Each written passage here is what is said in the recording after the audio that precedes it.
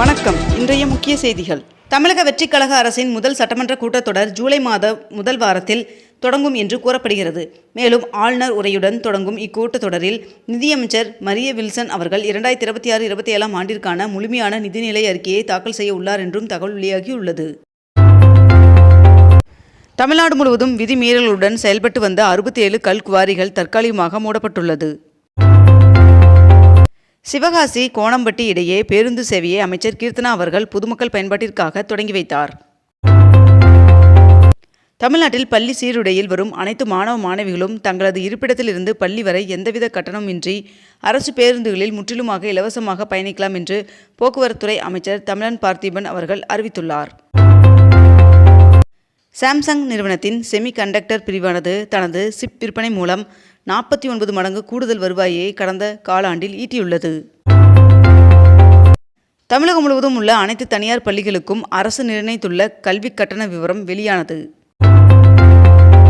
தமிழகத்தில் இன்று திருச்சி, நாமக்கல், நீலகிரி, கோவை, திருப்பூர், திண்டுக்கல், தேனி, வேலூர், திருப்பத்தூர், கிருஷ்ணகிரி, தருமபுரி, கரூர், சேலம் மற்றும் ஈரோடு ஆகிய மாவட்டங்களில் கனமழை பெய்ய வாய்ப்புள்ளதாக வானிலை மையம் தகவல் தெரிவித்துள்ளது. காவேரி கூக்குரல் மூலம் இதுவரை 13,40,00,000 மரங்கள் நடவு செய்யப்பட்டுள்ளதாக தெரிவிக்கப்பட்டுள்ளது. வைபவ் சூரியவன்சி அவர்கள் IPL வரலாற்றில் 1000 ரன்களை எடுத்த அதிவேக பேட்ஸ்மேன் என்ற பெருமையை பெற்றுள்ளார். ரத்து செய்யப்பட்ட நீட் தேர்விற்கான கட்டணத்தை திரும்ப பெறுவதற்கு வங்கி கணக்கு விவரங்களை சமர்ப்பிக்கும் கடைசி தேதியை ஜூன் 22ஆம் தேதி இரவு 11:50 வரை தேசிய தேர்வு முகமை தற்போது நீட்டித்துள்ளது. இந்தியாவில் காகித ரூபாய் நோட்டுக்கு பதிலாக பிளாஸ்டிக் அல்லது பாலிமர் ரூபாய் நோட்டுகளை அச்சிட இந்திய ரிசர்வ் வங்கி ஆலோசனை நடத்தி வருவதாக தகவல் வெளியாகியுள்ளது. தமிழகத்தில் ஜூன் மாதத்தில் ஒரு சில இடங்களில் வெப்ப அலை வீசக்கூடும் என்று இந்திய வானிலை ஆய்வு மையம் தகவல் தெரிவித்துள்ளது. மேட்டூர் அணையில் இருந்து திறக்கப்படும் காவிரி நீர் கடைமடைக்கு செல்வதை தமிழக அரசு உறுதி செய்ய வேண்டும் என்று அதிமுக பொதுச் செயலாளர் எடப்பாடி பழனிசாமி அவர்கள் தெரிவித்துள்ளார். புதுச்சேரியில் 10 மற்றும் 12ஆம் வகுப்பு பொதுத் தேர்வில் தோல்வியடைந்த மாணவர்களுக்கு சிறப்பு பயிற்சி வழங்கப்படும் என்று தெரிவிக்கப்பட்டுள்ளது. நிலுவையில் உள்ள வழக்குகளில் உயர்நீதிமன்றங்கள் தீர்ப்புகளை வழங்க காலக்கெடு நிர்ணயித்துள்ளது உச்சநீதிமன்றம். இன்று முதல் 4 நாட்கள் இடுக்கி அணையை சுற்றி பார்க்க அனுமதி வழங்கப்பட்டுள்ளது. திருச்செந்தூர் முருகன் சுவாமி கோவிலில் அறநிலைத்துறை அமைச்சர் ரமேஷ் அவர்கள் திடீர் ஆய்வு மேற்கொண்ட நிலையில் அமைச்சர் என்று தெரியாமல் விரைவாக தரிசனம் செய்ய 4000 ரூபாய் அர்ச்சகர் பணம் கேட்டதால் பரபரப்பு ஏற்பட்டுள்ளது. அதிமுக முன்னாள் எம்பியும் கொள்கை பரப்பு துணை செயலாளருமான இளவரசன் அவர்கள் கட்சியிலிருந்து விலகுவதாக அறிவித்துள்ளார். 22 கேரட் ஆபண தங்கத்தின் விலை சவரனுக்கு 800 ரூபாய் அதிகரித்து ஒரு சவரன் 1,16,800 ரூபாயாகவும் 1 கிராம் 14,600 ரூபாய்க்கும் விற்பனை செய்யப்பட்டு வருகிறது. இதனைத் தொடர்ந்து 1 கிராம் வெள்ளியின் விலை கிராமிற்கு 5 ரூபாய் அதிகரித்து 1 கிராம் வெள்ளி 290 ரூபாய்க்கு விற்பனை செய்யப்பட்டு வருகிறது. மதுரை மாவட்டத்தில் விதிமுறைகளை மீறி செயல்பட்டதாக கூறி 11 கல் குவாரிகளை தற்காலிகமாக மூட மாவட்ட நிர்வாகம் அதிரடி உத்தரவிட்டுள்ளது. ஹீரோ மோட்டோ கார்ப் நிறுவனம் பெட்ரோல் இல்லாமல் எத்தனாலில் இயங்கக்கூடிய தனது முதல் மோட்டார் சைக்கிளை வருகின்ற ஜூன் 3ஆம் தேதி அறிமுகம் செய்ய உள்ளது.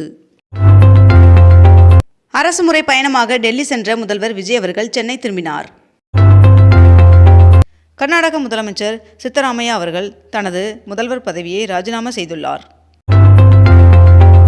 மெட்டா நிறுவனம் தனது ஃபேஸ்புக், இன்ஸ்டாகிராம், வாட்ஸ்அப் செயலிகளுக்கு பிளஸ் என்ற கட்டண சந்தா முறையை அறிமுகப்படுத்தியுள்ளது. தாவேக அமைச்சர்கள், MLAக்கள் மீது CBI, ED போன்ற மத்திய அமைச்சர்களின் விசாரணை வந்தால் அரசு மற்றும் கட்சி பதவிகள் பறிக்கப்படும் என்று முதலமைச்சர் விஜய் அவர்கள் எச்சரித்துள்ளார். கத்திரி வெயில் என்று அழைக்கப்படும் அக்னி நட்சத்திர காலம் நேற்றுடன் நிறைவடைந்தது. சென்னை குடிநீர் தேவைக்காக ஆந்திராவின் கண்டலேறு அணையிலிருந்து திறக்கப்பட்ட கிருஷ்ணா நதி நீர் தமிழக எல்லையை வந்தடைந்தது. மத்திய கிழக்கு போர் பதற்றம் காரணமாக யூரியா தயாரிப்பிற்கு மிக முக்கியமான மூலப்பொருட்களான திரவ இயற்கை எரிவாயு தட்டுப்பாடு ஏற்பட்டுள்ளதால் தமிழகத்தில் உரம் விலை திடீரென உயர்ந்துள்ளது. 2026ஆம் ஆண்டு மகளிர் T20 உலக கோப்பைக்கான முழு பெண் போட்டி அதிகாரிகளை கொண்ட குழுவை அறிவித்தது ICC. தமிழ்நாட்டில் அதிகபட்சமாக சென்னை மீனம்பாக்கத்தில் 106 டிகிரி ஃபாரன்ஹீட் வெயில் பதிவானது.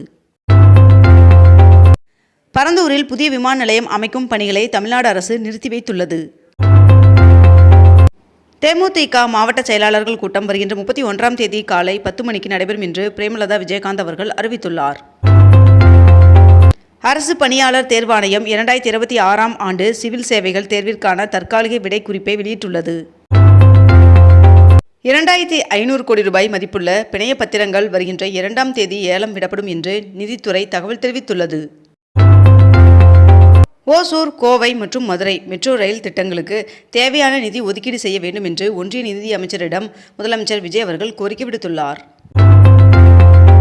அரசு பள்ளிகளில் உள்ள காலி பணியிடங்களை நிரப்ப வேண்டும் என்று பாமக தலைவர் அன்புமணி அவர்கள் வலியுறுத்தியுள்ளார்.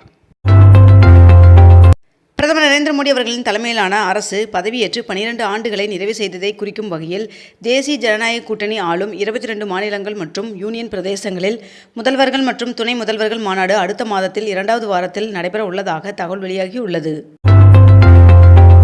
மேகதாது திட்டத்தை மற்ற மாநிலங்களின் ஒப்புதல் இல்லாமல் அனுமதிக்கக்கூடாது என்று பிரதமர் நரேந்திர மோடி அவர்களிடம் முதலமைச்சர் ஜோசப் விஜய் அவர்கள் கோரிக்கை வைத்துள்ளார். திருச்செந்தூர் சுப்பிரமணிய சுவாமி திருக்கோவிலில் வைகாசி விசாக திருவிழாவை முன்னிட்டு 4 நாட்களுக்கு 100 ரூபாய் கட்டண சீட்டு தரிசனம் ரத்து செய்யப்பட்டுள்ளதாக கோவில் நிர்வாகம் அறிவித்துள்ளது. சென்னை ரயில்வே போலீசார் பயன்படுத்தி கழிவு செய்யப்பட்ட 4 கார்கள் ஏலம் விடுவதாக பொது அறிவிப்பு வெளியிடப்பட்டுள்ளது. கீழடி ஆய்வறிக்கையை திருத்த முடியாது என்று தொல்லியல் ஆய்வாளர் அமர்நாத் ராமகிருஷ்ணன் அவர்கள் மீண்டும் திட்டவட்டமாக தெரிவித்துள்ளார். தமிழகத்தில் உள்ள வக்பு நிறுவனங்கள் தங்கள் சொத்து விவரங்கள் மத்திய அரசின் UMEED இணையதளத்தில் பதிவு செய்ய மே 31ஆம் தேதி கடைசி நாள் என்று தெரிவிக்கப்பட்டுள்ளது. கனிம வளத்துறை அமைச்சர் TK பிரபு அவர்கள் நடத்திய ஆய்வுகளின் அடிப்படையில் தென்காசி, கன்னியாகுமரி, விருதுநகர் ஆகிய மாவட்டங்களில் விதிமீறலில் ஈடுபட்ட 43 குவாரிகள் மூடப்பட்டன.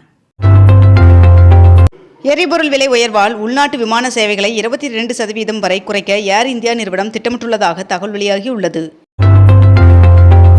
இந்தியாவின் சில பகுதிகளில் ஏற்படும் இயல்பற்ற மக்கள் தொகை மாற்றங்களை ஆய்வு செய்ய மத்திய உள்துறை அமைச்சகம் உயர்மட்ட குழுவை அமைத்துள்ளது.